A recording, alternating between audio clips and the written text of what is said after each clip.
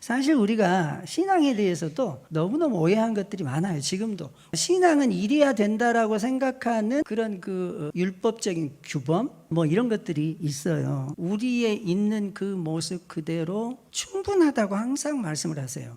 여러분, 주님은 수고했다라고 이야기를 하시거든요.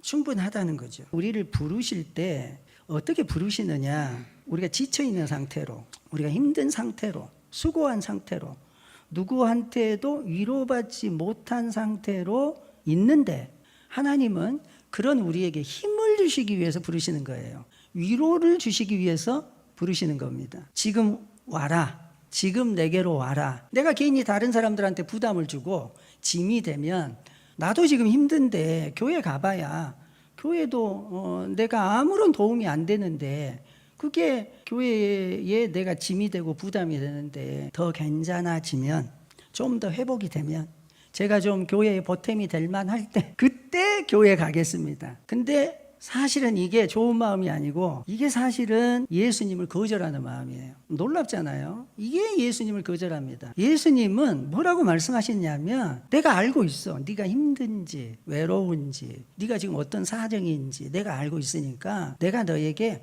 자유를 주겠다, 쉼을 주겠다, 너에게 쉬게 하겠다. 그래서 부르시는 거예요. 그냥 그 모습 그대로 와라. 그러니까 점점 주님께 와서 좋아지는 것이지, 좋아지면 섬기는 것이 아니다 이 말이죠. 지쳐있기 때문에, 무거운 짐을 지고 있기 때문에. 그래서 주님은 우리를 오라고 하시는 거예요. 우리를 뭔가 좀 써먹을 때가 있고 이용할 가치가 있으니까, 그래서 우리에게 투자하시는 개념이 아니에요. 여러분, 엘리야가 이 바알 선지, 아세라 선지자들하고 싸웠습니다. 이 불을 하늘에서 하나님께서 불을 내려서 그 제단을 불태웠잖아요. 그 엄청난 이 우상과의 전투를 한 다음에 엘리야가 지칩니다. 엘리야가 보니까 엄청난 전투를 치르긴 했는데 아무도 없습니다. 나 혼자 남았습니다. 그 엄청난 승리 뒤에 엘리야가, 주님, 제가 충분히 했습니다. 충분합니다. 그냥 내 생명을 걷어가 주세요. 나 여기서 끝내고 싶습니다. 이상한 고백이에요. 그런데 이게 사실은 현실이거든요. 그렇게 믿음 좋은 엘리야가 왜 이런 기도를 했을까? 자기 혼자만 있다고 생각한 거예요. 자기 혼자만 애쓰고 있다고 생각한 것입니다. 하나님이 이 엘리야의 그 기도를 들으신 다음에 이러니 저러니 뭐 이야기 안 하세요. 하나님은 그 엘리야 곁에 그냥 가만히 엘리야가 하는 기도, 엘리야가 하는 불평, 엘리야가 쏟아놓는 그 모든 것들을 듣고만 계세요. 그냥 옆에 있으면서 먹을 것을 공급하고, 엘리야가 뭐 할 때까지 그러냐면 힘을 회복하고 되찾을 때까지 그렇게 하십니다. 먹이시고 재우시고 다시 먹이십니다. 엘리야가 말씀을 듣기는 듣게 돼요. 그때는 다 회복된 다음이죠. 여러분, 하나님은 그게 열심히 있는 사람이든 뭐 열심 때문에 실수를 했든 아니면 자기가 원래 연약하든 그냥 우리를 있는 모습 그대로 하나님께서 사랑하십니다. 아멘. 이걸 이해하는 게 굉장히 중요해요. 왜 그러냐면, 우리가 자꾸 하나님이 괜찮다는데 내가 안 괜찮아, 더 하고 싶어. 여러분, 그런데 이 하나님의 마음, 그냥 나를 있는 그대로 받아주시는 이 마음이 우리들에게 들어오기 전까지는 우리가 어떤 사역도 그게 필요 없는 사역이에요. 아, 하나님이 나를 참으로 사랑하시는구나, 아끼시는구나, 나를 부르셨는데 무슨 일을 나에게 지시하거나 명령하거나 맡기시려고 부르신 게 아니고 그냥 나를 부르시는 거구나, 내가 필요한 거구나, 그냥 나를 사랑하시는 거구나. 여러분, 우리가 무슨 일을 한다고 하더라도 하나님은 그냥 혼자서도 그 일 다 하실 수 있는 분이에요. 그 일이 필요한 게 아니고 그 사람이 필요한 거예요. 실제로 누군가를 사랑하면 당연히 그래요. 그 사람이 무슨 말을 하든 무슨 행동을 하든 물론 그것도 중요하죠. 그럼에도 불구하고 더 중요한 것은 그냥 그 사람이에요. 그 사람을 사랑하는 거잖아요. 우리가 자녀를 사랑할 때 그렇게 사랑하는 거예요. 내 자녀가 바르고 공부를 잘하고 뛰어나고 그렇게 하면 좋긴 하겠죠. 그렇지 않더라도 상관없는 것은 그 아이가 내 아이인 거예요. 이 바나바라는 사람이 있었어요. 바나바는 초대교회 지도자 중에 한 사람이에요. 이 바나바는 자기가 예수님을 경험하고 체험한 다음에 자기가 가진 모든 재산을 사도들의 발 아래다 갖다 놨어요. 교회에다 다 바쳐버린 거죠. 바나바는 굉장히 영향력 있는 초대교회 지도자입니다. 이 사람은 예루살렘에서도 필요했고 안디옥에서도 필요했고 어디든지 바나바는 환영받는 사람이었어요. 근데 이 바나바의 특징이 뭐냐? 바나바는 바울이 회심했다고 했을 때 제일 먼저 환영해 준 사람이에요. 아무도 사울을, 교회를 핍박하던 사람이 예수님 만나고 나 회개했어, 나 이제부터 그리스도인이야, 이렇게 하고 교회에 오는데 모든 사람이 의심했어요. 저 무슨 기다렸다가 우리를 다 체포하려고 저 스파이 아니야. 다 의심의 눈초리로 보고 바울 사도를 다 안 좋게 생각할 때 바나바만큼은 이 바울의 중재자가 돼서 믿을 만한 사람이다, 이 회심은 진짜다, 그렇게 바나바가 환영해 준 사람입니다, 이 사도 바울을. 그래서 이 바나바의 사역이 뭐냐 그러면 환영합니다, 교회에 왔을 때 환영합니다, 축복합니다 라고 말하는 사역이었다 이 말이죠. 이 바나바는 모든 사람들을 다 그렇게 환영했어요. 바나바가 교회를 세운 방식이 뭐였느냐? 그래서 우리는 이렇게도 말할 수 있어요. 환영. 자, 교회를 세운 방식이 뭐였다고요? 환영이에요. 환영합니다. 그게 교회를 세웠다 이 말이죠. 이 지난주에 참 재미있는 일 하나가 있었어요. 우리 하엘을 데리고 어린이집에를 갔습니다. 지금 하엘이가 4년 다녔나? 똑같은 어린이집을 다니거든요. 근데 처음 있는 일이었어요. 이게 뭐냐? 갔더니 선생님들이 다 바빠가지고 얘들을 지금 돌보느라고 나와 있는 사람이 아무도 없어. 지금까지 항상 이 선생님들이 나와 있었거든요. 어린이집에 오면은 누구 왔냐 그러고 선생님 막 이름 불러주고 환영한다 그러고 막 그렇게 해요. 근데 그날만은 아무도 없어. 나는 하엘이가 당당하게 걸어서 들어갈 줄 알았어요, 그 어린이집을. 근데 눈물이 글썽글썽해. 아무도 안 나서가지고. 여러분, 그 아이의 지금 몇 년을 다녔잖아요. 지금은 어린이집에서 고학년이야. 걸어갈 만해. 그걸 못 가서 그런 게 아니잖아요. 환영이라고 하는 게, 야, 우리 하엘이 왔어 라고 하는 그 말이 얼마나 중요하냐. 그냥 인사처럼 하잖아요, 아침에. 그런데 그게 아니구나. 아이들에게 자신감을 주고 내가 여기 있는 게 맞구나, 내가 오는 게 맞구나. 여러분, 환영이라고 하는 게 그렇게 중요한 거예요. 환영합니다. 주님께서는 우리에게 수고한다라고 이야기를 하잖아요. 환영한다보다 더 깊은 이야기예요, 이것은. 그러니까 내가 지금 올 자리에 와 있나? 내가 괜한 곳에 온 것은 아닌가? 근데 이 사역이 이렇게 중요한 사역이구나. 옆에 분들하고 다시 한번 인사합시다. 환영합니다. 축복합니다. 잘 오셨습니다. 우리 교회 특징, 우리는 관심 없어. 하나님만 관심이 있고 옆 사람한테 그냥 관심이 없어. 인사 안 하는 게 그냥 우리 교회 장점이야. 근데 여러분, 바나바는 환영으로 교회를 세웠어요. 환영이에요.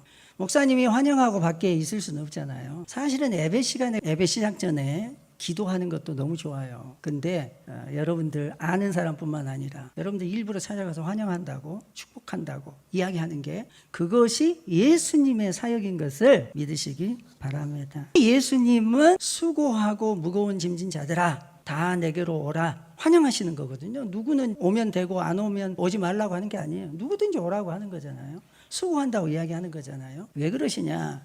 주님이 하신 말씀이에요. 나는 마음이 온유하고 겸손하니라고 말씀하세요. 그래서 우리가 환영이라고 하는 것은 기반이 예수님의 온유함, 거기에 뿌리를 내리고 있어야 돼요. 예수님의 온유함, 예수님의 겸손.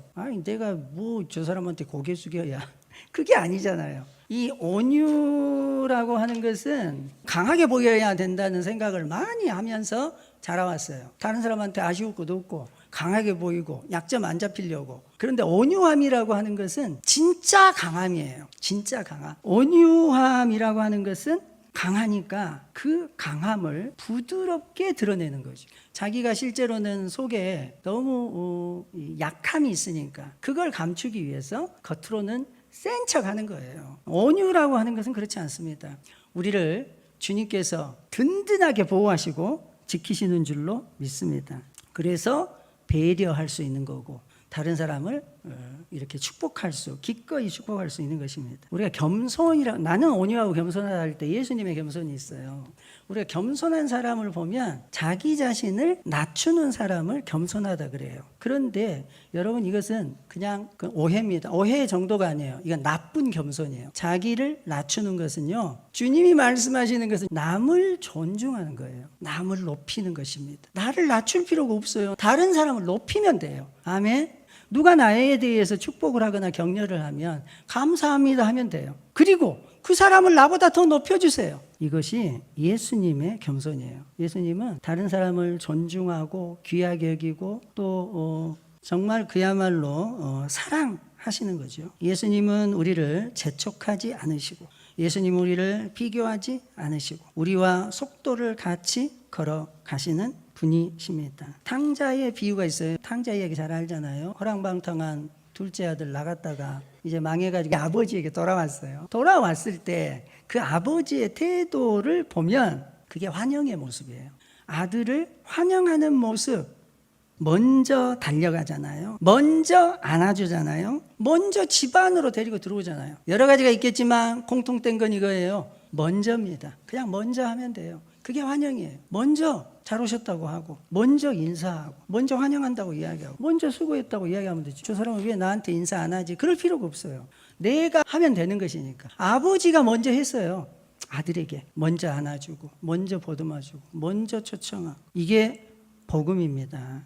교회는 그래서 예수님께서 초청하고 환영하는데 어떤 사람들을 환영하냐? 실패한 사람들, 두려워하는 사람들, 도망치던 사람들, 사실은 어디에서도 환영받지 못한 사람들, 환영받은 기억이 별로 없는 사람들, 이런 사람들이 예수님께 환영을 받았어요. 여러분 안 잊어지죠? 저도 어렸을 때 사실 친구들 사이에서도 별로 그렇게 쓸모 있는 친구가 아니어서 환영을 못 받. 놀이를 할 때 별로 그렇게 환영을 못 받는데 교회만 가잖아요. 그럼 그렇게 어른들이 머리 쓰다듬어주고 막 잘했다고 칭찬해주고 격려해주고, 그 어렸을 때 교회에서 받았던 어른들의 그 환영, 그게 기억나거든요. 여러분 우리가 그래서 저도 우리 유치부들 보면 머리 쓰다듬어주고 이름 불러주고 막 우리 아이들 그렇게 하는 게 뭐 그냥 인사가 아니라 얘들에게 진짜 인생에 있어서 잊지 못할 기억이 될 수 있어요. 여러분들이 생각해 보세요. 내가 정말 환영받는 자리가 어디였나.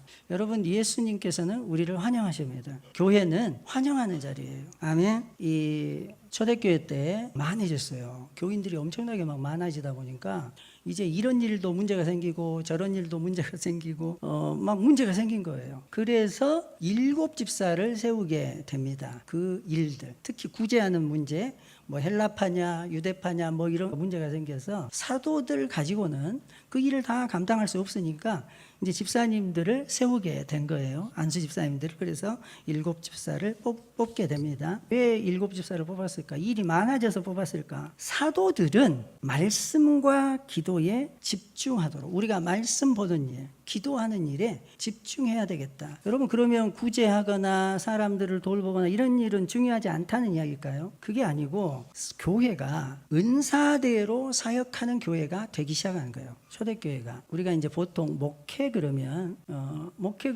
목사님이 교인들의 사정을 알고 기도하고 이런 것이라고 생각하거든요. 근데 여러분 성경적인 목회의 본질은 뭐예요? 목사님이 말씀 가운데 서는 것입니다. 여러분 목사님이 말씀 가운데 서는 거예요. 교인들의 사정을 목회자가 잘 알게 됐을 때 발생하는 일이 뭐냐? 너무 그 사정들을 잘 알고 있다 보면 오히려 안 좋아지는 경우가 실제로 훨씬 많아요. 그 일을 집사님들을 통해서 하게 되는 거예요. 교인들에게 무슨 사정이 있는지, 어떤 어려움이 있는지, 누구에게 기도 제목이 뭔지, 물론 목사님이 다 알고 기도해야 될 줄로 믿습니다. 그런데 그 사역이 집사님들의 사역이다. 재직들의 사역이다. 그래서 서로가 서로를 환영하고 기도하고 아는 거예요. 여러분 그래서 이제 조언하는 목사님들 중에 어떤 이야기도 있냐면, 목회를 하는 목사님이 교인들이 어떻게 헌금하는지, 11조를 누가 하는지 안 하는지 그거 알라고 하지 말아라. 담임 목사가 알지 말아라. 그거 알아서 뭐 하겠냐. 하나님 말씀 보고 그렇게 살아야지. 그게 목회에 도움이 안 된다는 거예요. 아니 그걸 알아야 무슨 경제사정도 알고 무슨 기도 제목이 있는가 알 것 같이 생각이 들잖아요. 그런데 오히려 반대로 조언하는 목회자들이 훨씬 많습니다. 그걸 굳이 왜 목회자가 하냐. 말씀과 기도에 그냥 전념해라. 여러분 할렐루야. 저는 상당히 일리가 있다고 생각해요. 목사님이 말씀에 집중할 수 있도록. 여러분 우리 교회에 그런 의미에서 동역하는 그런 재직들, 7교회 집사와 같은 분들 세워질 수 있기를 축복합니다. 그래서 베드로전서 4장 10절은 이렇게 이야기하는 것입니다. 각각 은사를 받은 대로 하나님의 여러 가지 은혜를 맡은 선한 청지기 같이 서로 봉사하라. 그래서 목사님이 할 일을 대신 해주는 게 아니에요. 목사님은 그냥 목사님이 할 일, 그게 그 은사대로 할 일이 있는 거고, 교회에 오게 되다 보면 하나님께서 우리에게 주시는 일들, 그것은 물론 없으면 목사님이 하죠. 근데 우리 교인들이 그것이 하나님이 내게 주신 일로 알고 또 교인들을 붙들고 또 기도하고 환영하고 축복하고, 목사님이 예배 마치면 밖에 나가서 환영하고 이렇게 하잖아요. 여러분, 근데 그 환영하는 분들이 많이 있으면 굳이 목사님이 환영 안 해도 돼요. 목사님 그 사이에 기도가 필요한 사람이 있으면 기도해 줄 수 있는 시간도 되잖아요. 다양한 사역이 일어나면 교회는 훨씬 풍성해지는 줄로 믿습니다. 그래서 에베소서 4장 11절 12절, 어떤 사람은 사도로, 어떤 사람은 선지자, 복음 전환자로, 이렇게 성도를 온전케 해서 봉사의 일을 하게, 그렇게 말씀하고 있습니다. 주님은 이 일을 우리를 통해서 또한 다른 사람들에게 전달되기를 원하는 거죠. 수고하셨습니다. 잘 와주셨습니다. 환영합니다. 함께 있어서 든든합니다. 이게 우리의 2026년도 환영하는 교회, 우리 해도는 교회 인사가 되어지기를 축복합니다. 예수님이 말씀하세요. 수고했다. 내가 안다. 내게 와라. 서로 한번 이야기 한번 해봅시다. 수고했습니다. 와주셔서 감사합니다. 함께 있어서 든든합니다.